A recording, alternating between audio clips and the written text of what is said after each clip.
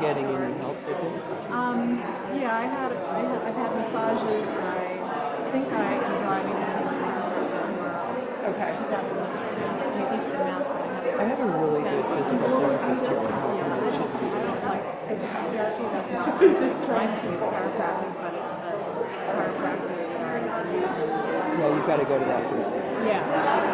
See all What I like about Linda is that she's a hands-on manual therapist. She touches you. But get physical therapy and do the exercises. Welcome. You want to come sit with us? Good. Welcome to our service from the Unitarian Society of Northampton and Florence. I'm Nancy Whittier, and I'm a new member of the Board of Trustees. If you are new or returning after a time away, we're glad to see you. Please feel free to fill out a blue welcome card, which you can put in the offering plate later in the service. There is a link to an online version in the chat. We'll put you on our email list so you can receive information about all that we do. We strive to be a congregation that welcomes people of all ages, races, religious beliefs, backgrounds, sexual orientations, gender identities, and abilities. We belong to the Unitarian Universalist Association of Congregations, and we are guided and inspired by its values and principles. Our values and principles move us to remember that those of us in the Pioneer Valley live on the unceded homeland of the Pecumtuck, Nonotuck, and Western Nipmuc peoples.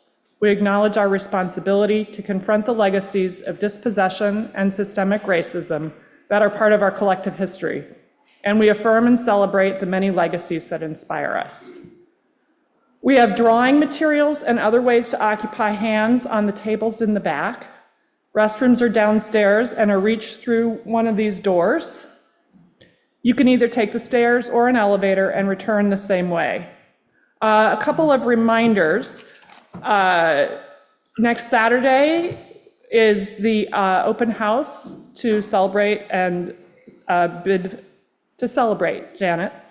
And on Sunday, after the service, there's a potluck picnic. You will receive a link in your email if you want to sign up for the potluck. There are still books in the parlor from Janet's library that you are welcome to take after the service, including some new additions since last week. We're here to celebrate, to reflect, and to support one another. It's good to be together. And now we'll begin our service.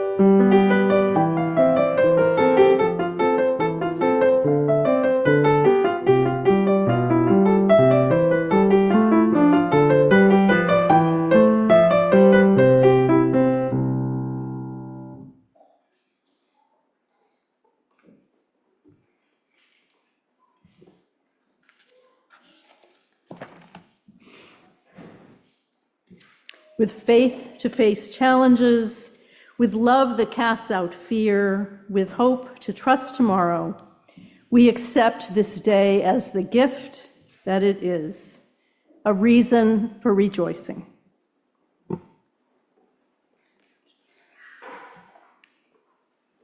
Please rise as we say the words for lighting the chalice. Deep calls unto deep, joy unto joy, light unto light. Let the kindling of this flame rekindle in us the inner light of love, peace, and hope. Let us pledge to be bearers of the light wherever we are.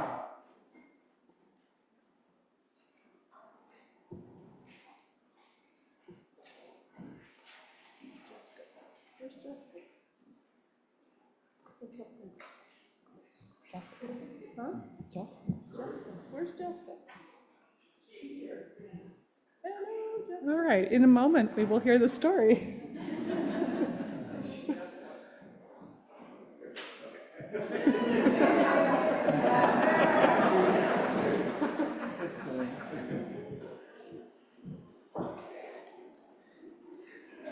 Good morning, everyone. Good morning. Thank you for your graciousness. And this morning, we'll not only share a story, but also an appreciation for everyone who's helped with the RE classes. So apparently I have a helper to help me do that. As many of you know, one of our big projects this year was working on designing a little free library, and we're hoping to install it next Sunday. I was inspired in learning about little free libraries by someone named Sarah Kamya. And she's a school counselor who initiated a project called Little Free Diverse Libraries. You will see her on the screen. She's actually from Arlington, Massachusetts.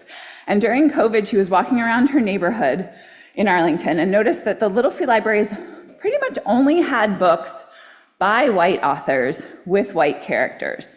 And when she was growing up, that was the case for the books that she was reading. And she knew that there were books with more diverse authors that were out there. So she decided that she wanted to make sure that the Little Free Libraries had books that reflected different people's experiences and perspectives.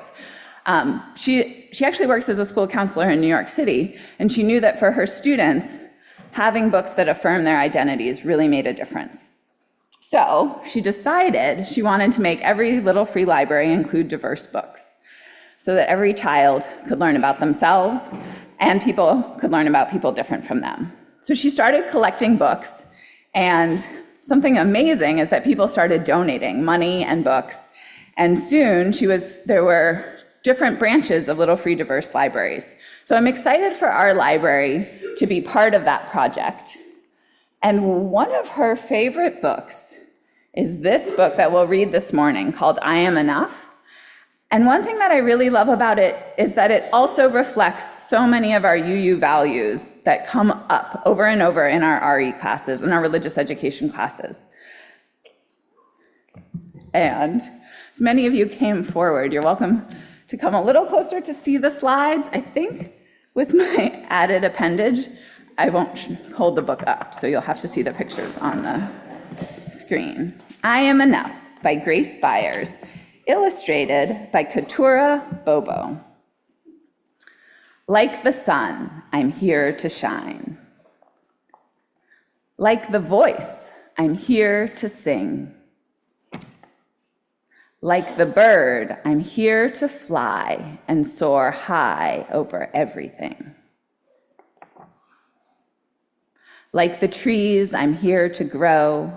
Like the mountains, here to stand. Like time, I'm here to be and be everything I can. Like the champ, I'm here to fight. Like the heart, I'm here to love. Like a ladder, here to climb, and like air to rise above. Like the wind, I'm here to push. Like a rope, I'm here to pull. Like the rain, I'm here to pour and drip and fall until I'm full. Like the moon, I'm here to dream. Like the student, here to learn. Like the water, here to swell. Like the fire, here to burn. Like the winner, I'm here to win.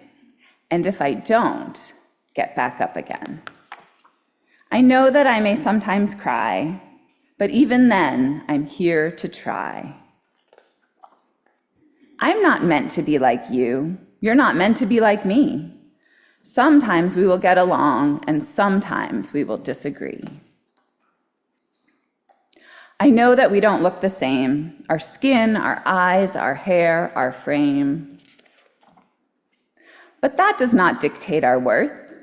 We both have places here on earth, and in the end, we are right here to live a life of love, not fear. To help each other when it's tough, to say together, I am enough.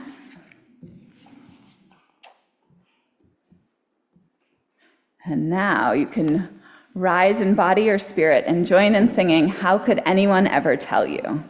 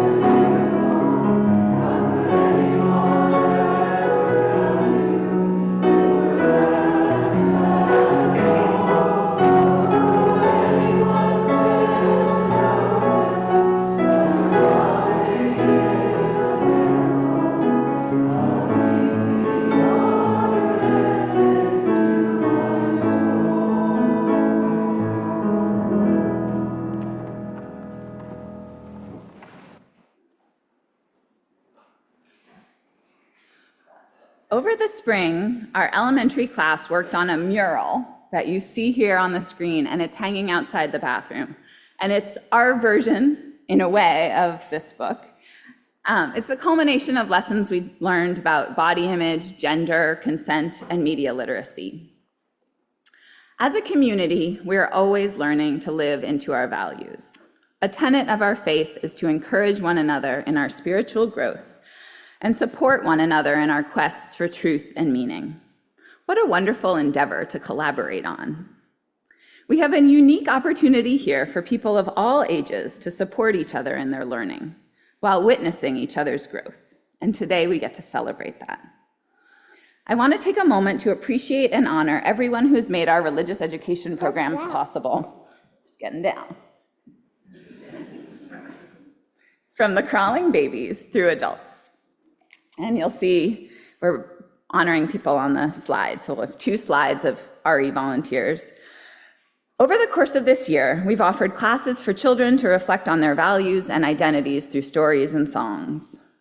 Children have engaged in social justice projects, from cooking for the houseless, to improving signage on our curbside compost, to designing the Little Free Library. We've offered sexuality education to 5th graders through high schoolers. And our youth and young adult groups have met for fun and connection. We've also offered adult learning, including spiritual discussions and poetry discussions, and a book group on repentance and repair.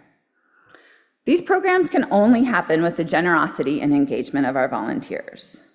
Thank you to everyone who's made the learning, growth, and transformation possible here at USNF. If you served as a teacher, facilitator, playmate, or confidant for somebody here, if you consider yourself to be an educator, please rise in body or spirit. You could just wave your arms if you don't want to rise. There's a lot of you out there. If you feel like, but there's more. I also feel like it's important to honor the learners, and I'm guessing there's a lot of you out there. If you feel like you learned something here at USNF over the course of this year, you can wave your arms or rise in body or spirit. And I am guessing there are some of you that are both teachers and learners, so you can wave your arms around. As you know, each week we light a chalice here to kindle a spark of love, connection, and learning, and even a little bit of magic. We also light one downstairs. So I just wanted to take a moment to invite you to pause, close your eyes, and imagine a flame burning inside you. What new learning fueled your flame this year? Who inspired or taught you? Who did you teach? Even if you don't think of yourself as a teacher, I'm sure you've taught others. May each of us keep that flame lit in our hearts as we continue to learn, to build a more just and equitable world, to share our love, and to remember that we are enough. There are small gifts up front for people who were RE volunteers. They're little candle chalices or books of inspiration. So at the end of the service, please come and get a gift of appreciation. And thank you all for being part of our community.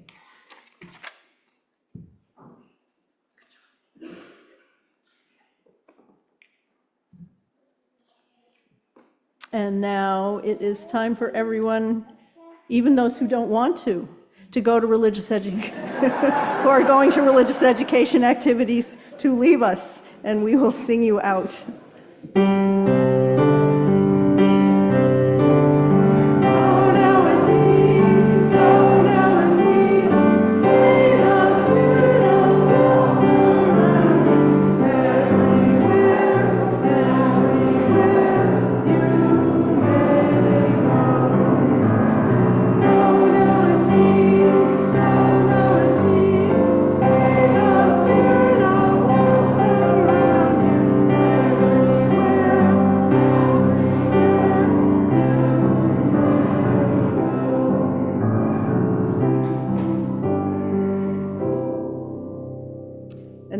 Time to greet one another. Please rise, say hello to everyone on Zoom, and I'll do the same on my little screen here, and then turn and greet one another. Uh-oh. Hello, everyone on Zoom. Oh my goodness, look who's here. Hi, Rick, good to see you. Steph, Naomi Yanis, welcome back. Hi, Craig and Diane, good to see you. Wendla, lovely to see you as always. Evelyn, Gil, if you're there, lovely to see you. Hi, Claire.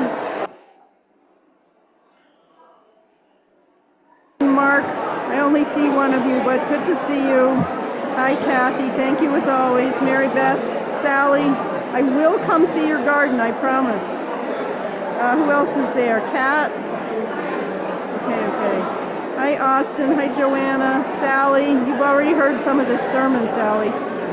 Who else is here? Guile, thank you for helping this morning. Hope O'Shaughnessy, nice to see you. Katie, Laura, Rich. Hello, Rich.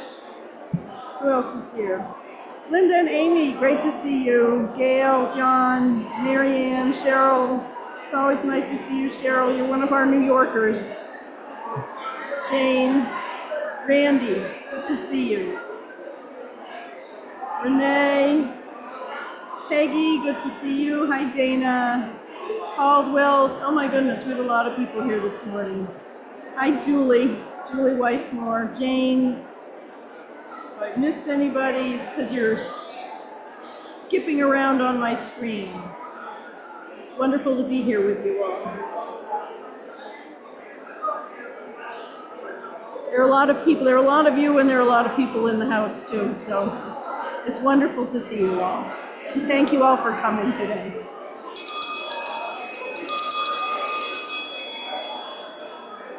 Now we'll finish up.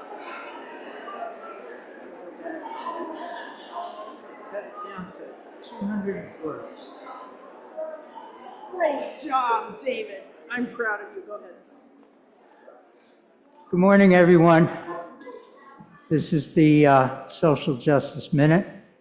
These are not normal times, and this is not a normal Social Justice Minute.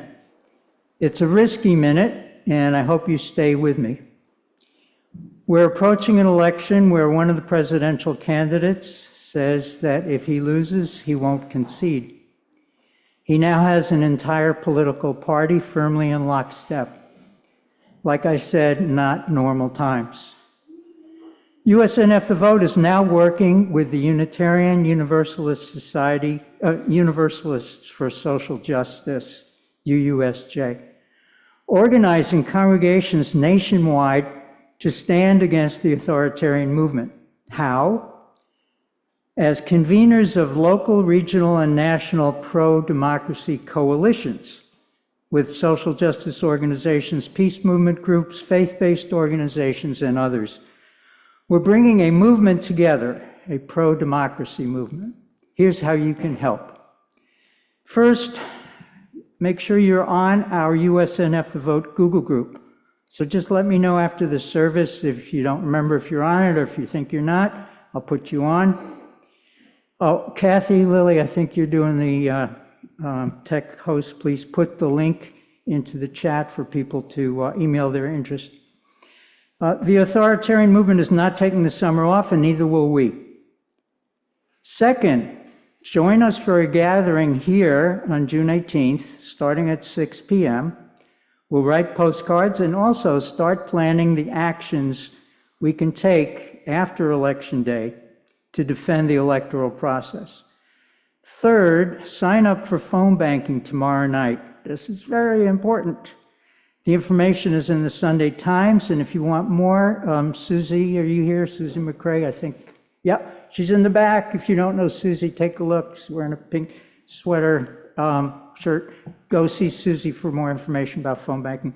In closing, we know we can succeed. Oh, this is actually paraphrased from Chogyam Trungpa Rinpoche. We know we can succeed because the problems we seek to solve are created by the human mind and heart. So we can win this. Thank you.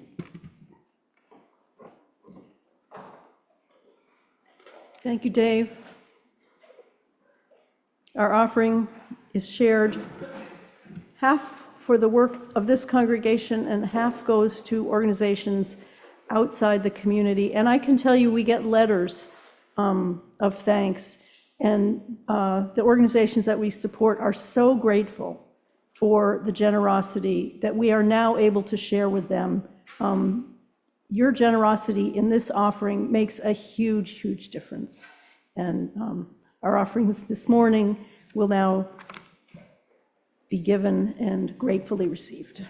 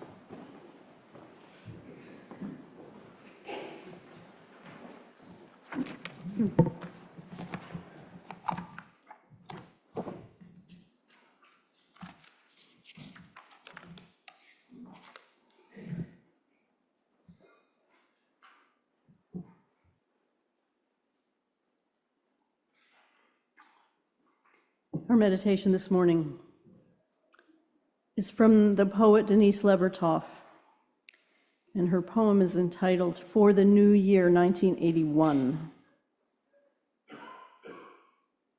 I have a small grain of hope, one small crystal that gleams clear colors out of transparency. I need more. I broke off a fragment to send to you. Please take this grain of hope so that mine won't shrink. Please share your fragment so that yours will grow. Only so, by division, will hope increase. Like a clump of irises which cease to flower unless you distribute the clustered roots. Unlikely source, clumsy and earth-covered, unlikely source of grace. Let's take some silence together.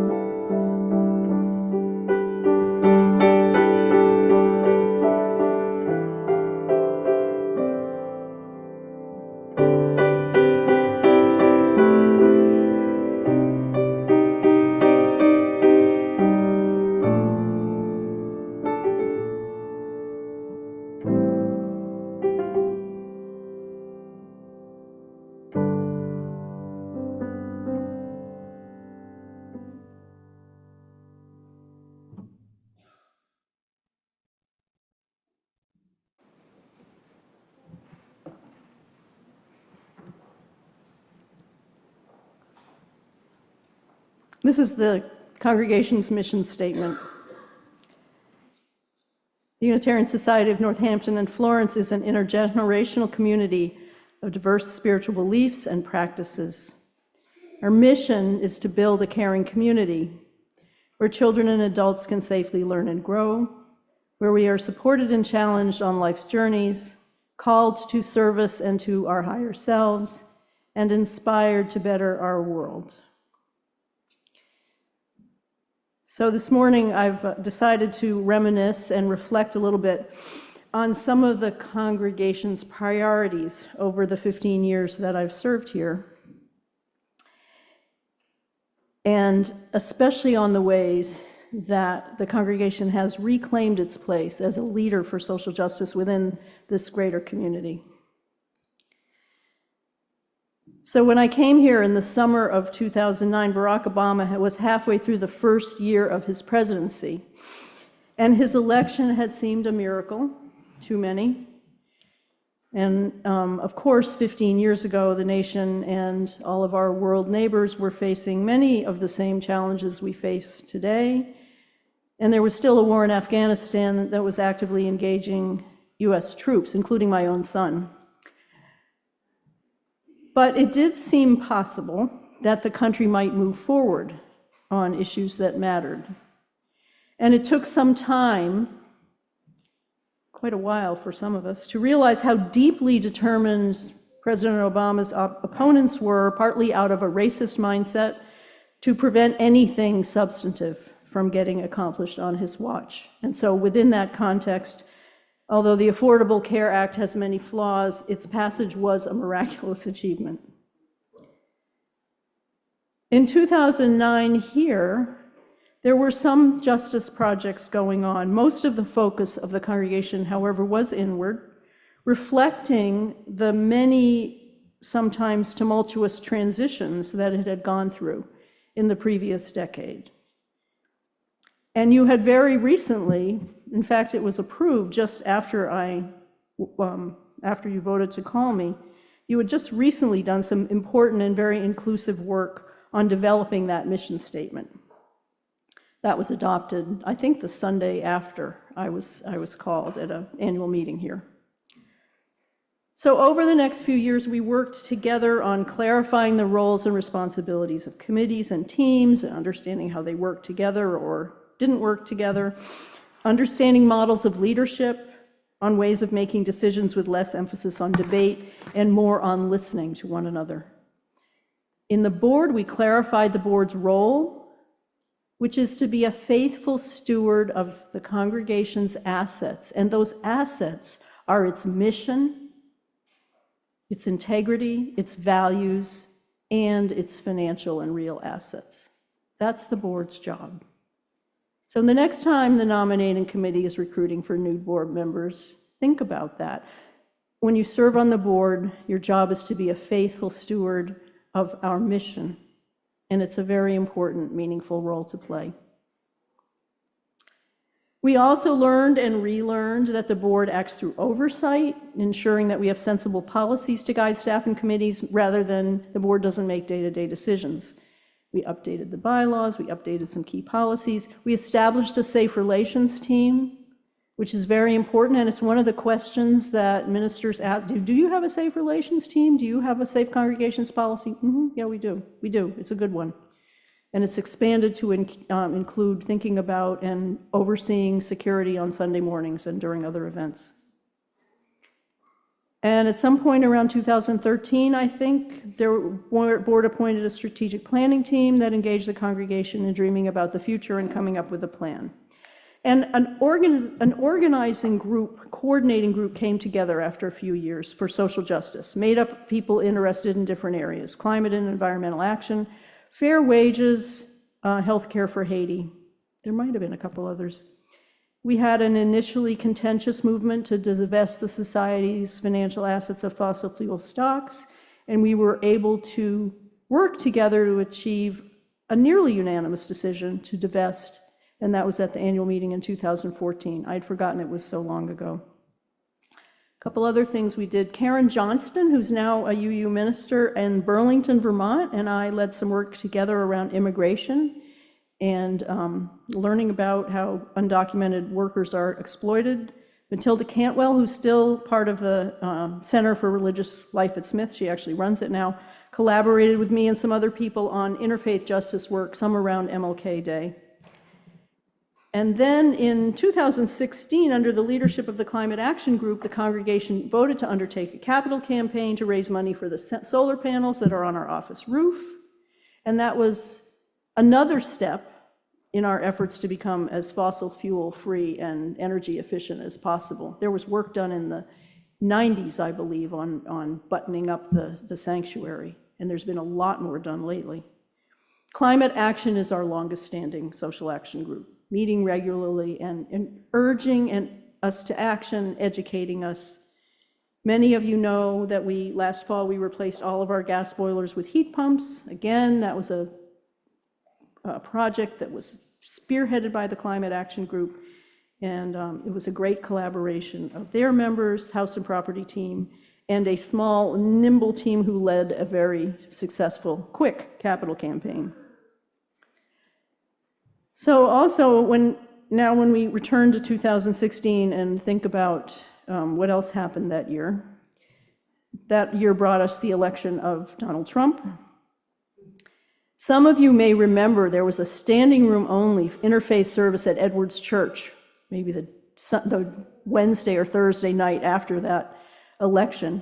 And I was feeling guilty and apologetic because very early in the year, I had chosen the following Sunday, that next Sunday right after the election, as my day off. And Jan Lettler had agreed, there you are. Jan Lettler had agreed to lead that service. So poor Jan,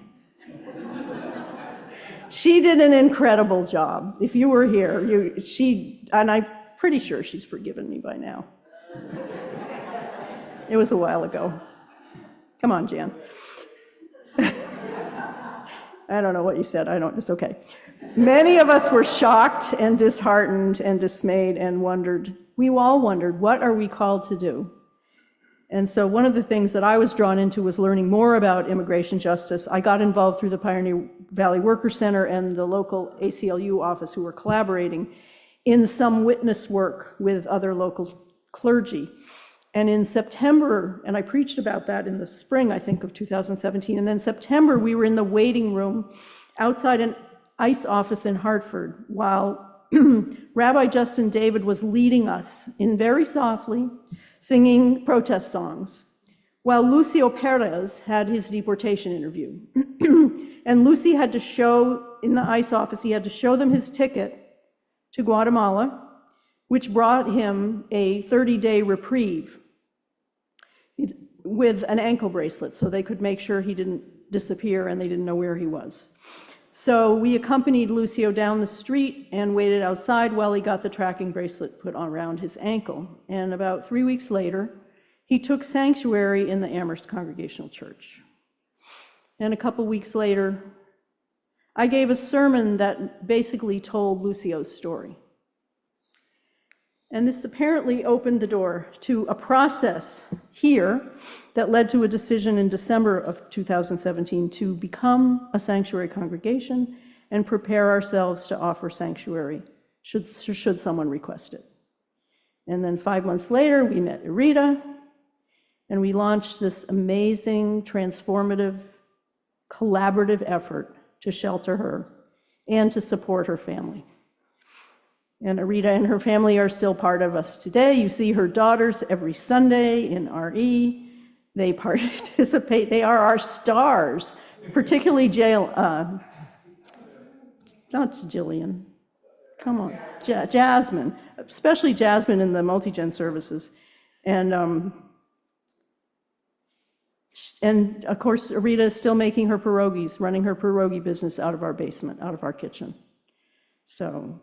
And because she got a miraculous reprieve from the Bureau of Immigration Appeals in 2021, her case for legal status was reopened, and it continues, and we hope and pray that one day she will become a citizen. And there are so many, many, many stories from that experience that I hope some of us will write some of them one day. It's a wonderful story. Towards the end of 2018, a small racial justice team came together, engaging initially in just educating ourselves and other members of the congregation through book groups and many other kinds of learning sessions. We used resources like the New York Times 2019 project, materials offered by the UUA. Also in late 2019, a small group formed around democracy and voting, an effort that today involves a large number of our members as well as people outside the congregation. You hear about their work regularly through social justice minutes like the one Dave gave today, and they've also presented several really inspiring guest or lay-led services, including the one with Joe Comerford last spring. Around that same time, early 2020, we all began to pay more attention to news of this viral illness that had spread from China to other parts of Asia and into Europe. When would it hit the US and how bad would it be? And one thing that I remember, and Lori will remember this too, the Sanctuary, many of you on the Sanctuary team, we had planned an ambitious fundraiser for the middle of March. It was a larger version of the Hamilton musical review that we presented earlier here as a fundraiser in a couple years before in the Great Hall. And so we had reserved the Academy of Music, we had paid the singers for rehearsals, we had arranged publicity, and 5 days before the show's scheduled date, Lori Loisel and I met with Meredith O'Leary, who was the Northampton Chief of Public Health. And we asked her, should we cancel it? And she said, well, I can't make you. Right, Lori, am I right? I can't make you, but you probably should. Okay. So we canceled it. We decided to cancel, and 2 days later, we would have had to cancel anyway because our decision was confirmed by the governmental mandate that came down. But for the congregation, now what? So that was the question for me, for the staff, for board members, for many, many of the rest of you. We needed to keep going, that I knew, and to find ways to keep people connected and cared for, and we did. And we made it up as we went along, caring about and for one another. Frank, our custodian, he stayed busy painting. We kept him busy the whole time. Nearly everyone learned to Zoom, and we did not miss a Sunday. We figured out over the summer that we didn't. Pretty amazing. David Caruso preached the first Sunday. That was nuts. But we managed. We did figure out over the summer that we could collaborate with other congregations, so they started visiting us and we started visiting them, which gave us a little bit of a break. We had weekly connection circles, we had a system of phone buddies, we had volunteers who did all kinds of things, including shopping and offering tech help. We took walks, including one big one in Luke Park on Thanksgiving weekend. We managed. And then we put together a transitions team that as things went forward and we started to figure out how to come back partially, come back fully, et cetera, that team was very, very helpful and active.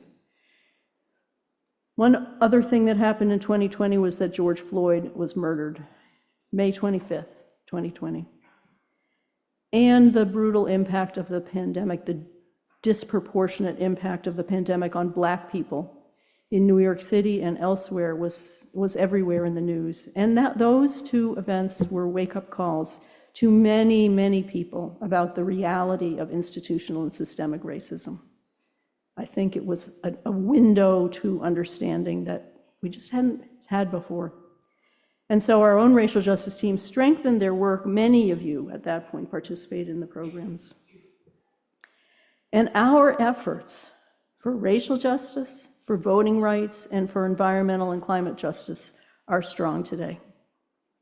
They're strong because of all of you.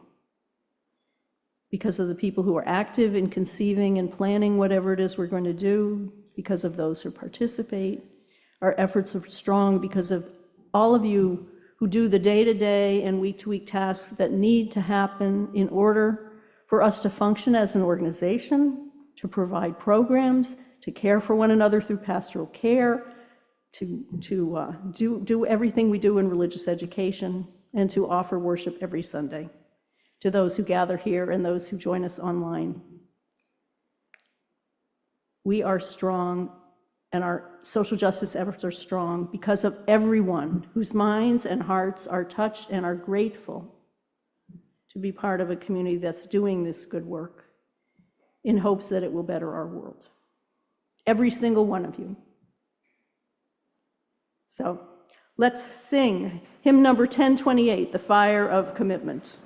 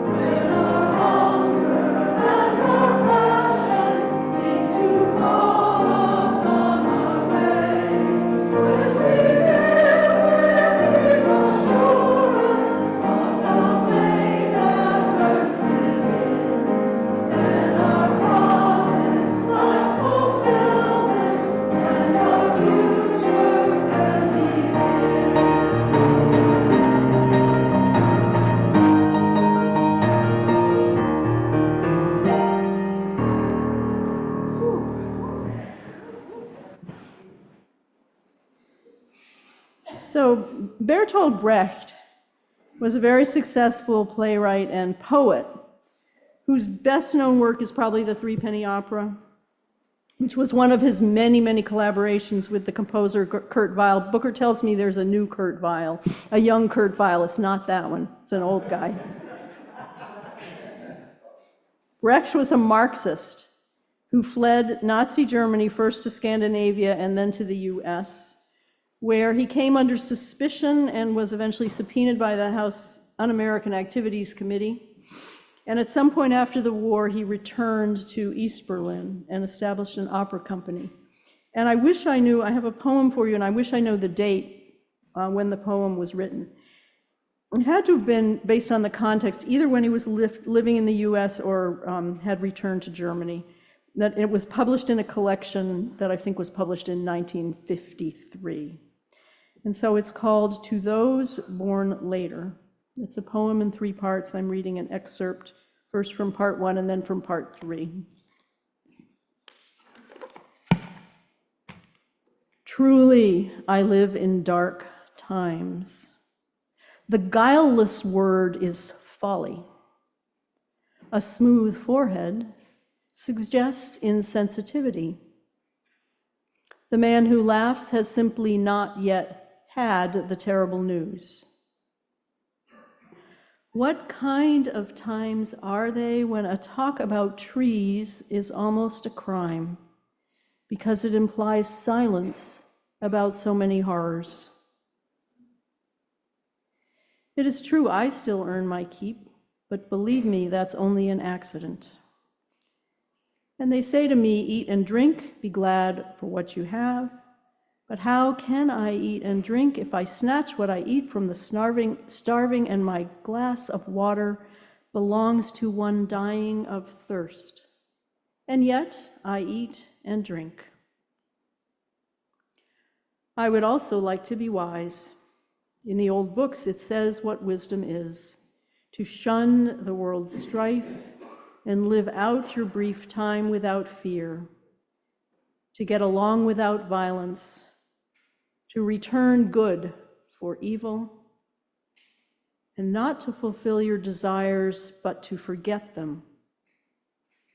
All accounted wise. All this I cannot do. Truly, I live in dark times.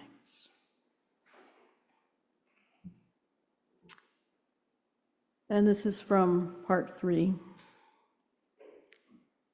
You who will emerge from the flood in which we have gone under, remember when you speak of our failings, the dark time too which you have escaped.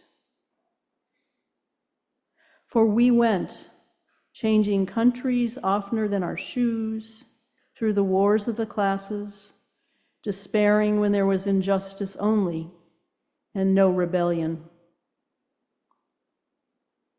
And yet we know hatred, even of meanness, contorts the features. Anger, even against injustice, makes the voice hoarse. Oh, we who wanted to prepare the ground for friendliness could not ourselves be friendly. But you, when the time comes at last and every person is a helper to every other person, think of us with forbearance.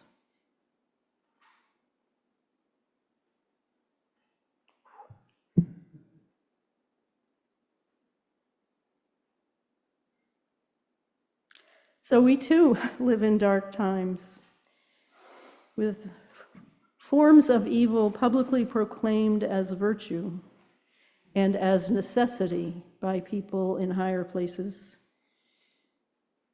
With so much suffering around the globe, and there's suffering in our own backyards too, although it's harder to see it there because private suffering is often very private.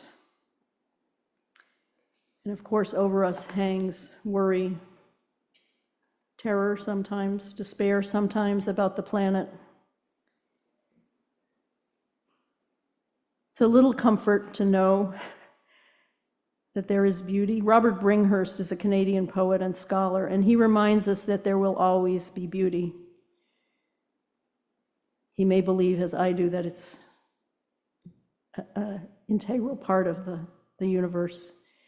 It comes in different forms, but as the earth goes through the changes that are being brought about by Western humankind's mistaken understanding of its place in the interdependent web, beauty will remain. And then I had a conversation with Sally Weiss this week, which challenged me, as I was thinking about all of this, to think about what Unitarian Universalism has to say about evil, and the answer is not much.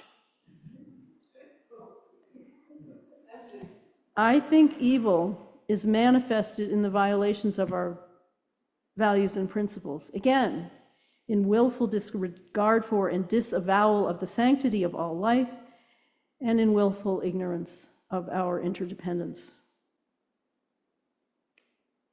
And Bertolt Brecht, for you, those of you who know any more of his work, his outlook was a very dark one. I didn't know this poem, I should have.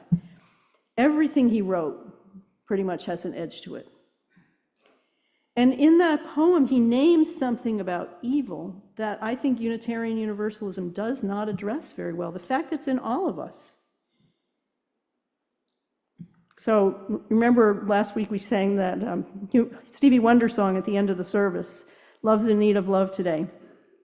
And one of the lines in that service, in that song is, The force of evil plans to make you its possession, and it will if we let it destroy everybody. The force of evil plans to make you its possession. And I had been thinking about that quite a bit, particularly I had been thinking about it applied to someone else. You can think of who I was thinking about. But I started thinking, well, how does that apply to me? That's what I said. Well, there are lots of ways, Wally, it could apply to you, but we won't go into that as long as you're going to. It's so nice to see you here today.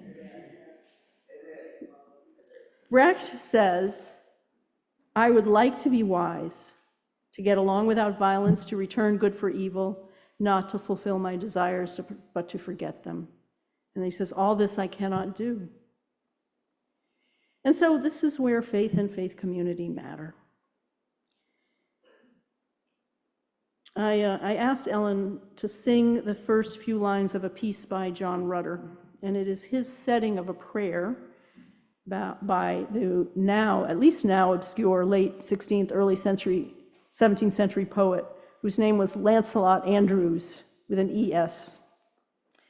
It's one of the bits of music that is part of my own spiritual practice, so Ellen's going to sing those few lines for us.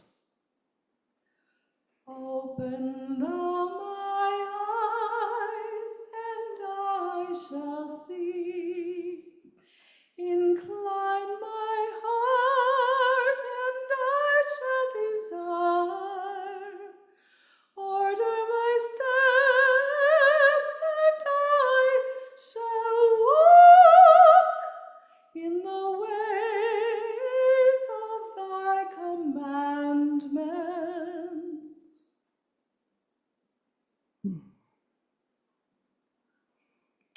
Open my eyes so that I may see,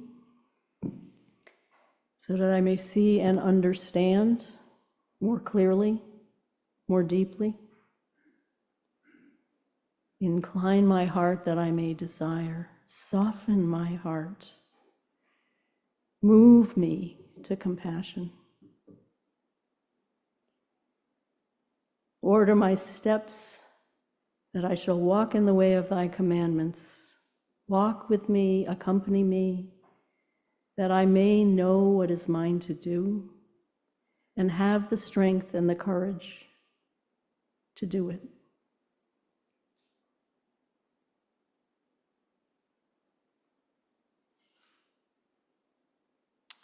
So in a community like this one, we hold one another in that tension, the tension that Brecht's words express. We are supported and challenged through our journeys. We are called to and call one another to try to be our better selves. And at our best, we think of one another with patience, with forbearance, with forgiveness.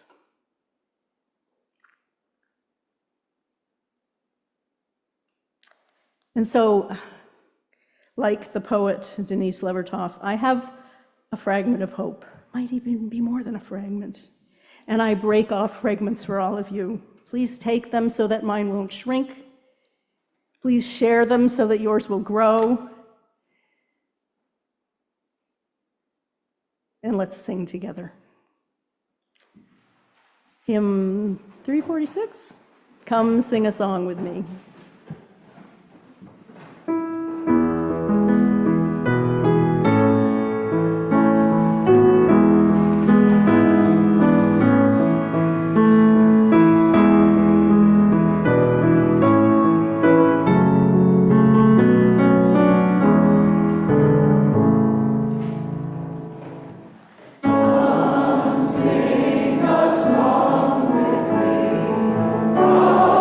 Sing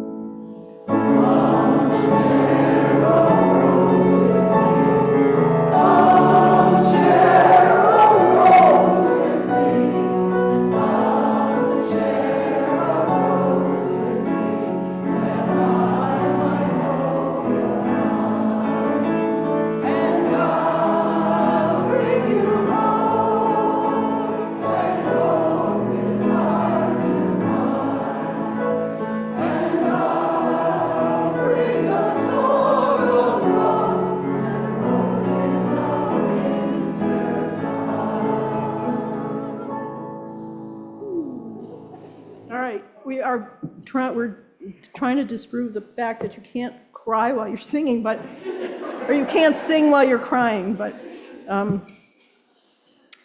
our closing words come from the story this morning. In the end, we are right here to live a life of love, not fear, to help each other when it's tough, and to say together, we are enough. We are enough. Go in peace.